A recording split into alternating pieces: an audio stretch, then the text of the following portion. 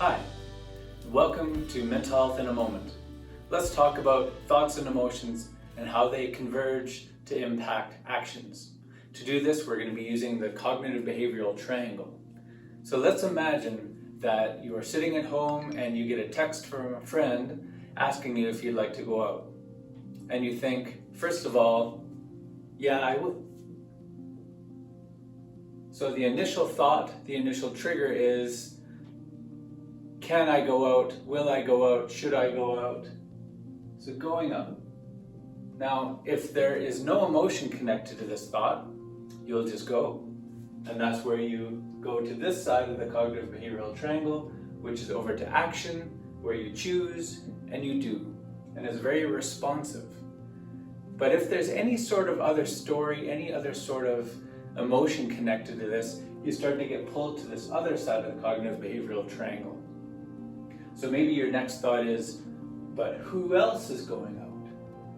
And then maybe your next thought is, I haven't been out for a long time. And maybe your next thought is, maybe I don't feel comfortable about going out. So now thoughts and emotions are starting to converge. So you're having some emotions like a bit of anticipatory anxiety, a little bit of fear. Maybe you haven't been out for a while and you feel a little bit ashamed of yourself or guilty, or you're feeling shy. Maybe there's somebody out there that offended you last time, or maybe you offended them. So these thoughts and emotions start rolling around, and as they roll around, it kind of creates a vortex and emotional overwhelm will happen. Maybe you start to feel a little frustrated that you can't go out, or that your anxiety is keeping you from going out. So there's another emotion. Maybe you feel powerless against your anxiety. Sometimes when the thoughts and the emotions converge, maybe we start to get a little bit angry. Ultimately, when this storm gets too big, we want to escape. And that is where we will maybe do anything to get away from those thoughts and emotions.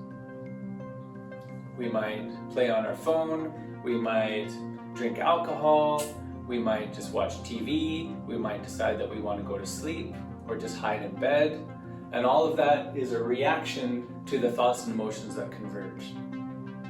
So what to do about this? First of all, to notice when you're sliding down into the thoughts and emotions, into that vortex.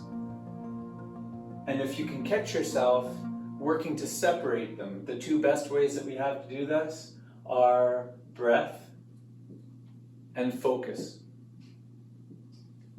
If we let ourselves get involved in the emotion and involved in the story, we will eventually try and escape and avoid, because that's the most natural thing to do. But if we can catch our breath, take a breath, shift our focus away from the story a little bit, and see if we can get back up here to this land of objectivity up here at the top of the mountain and say, okay, I'm being invited somewhere. Can I go? Probably. Will I go? I get to choose. I get to choose. It's not going to be my reactive self and my thoughts and emotions. And if you practice your breath and focus, and you get to know yourself really well, to know what your triggers are and what emotions are connected to them, you'll have a much better chance at choosing and doing, responding, and ultimately living your best life.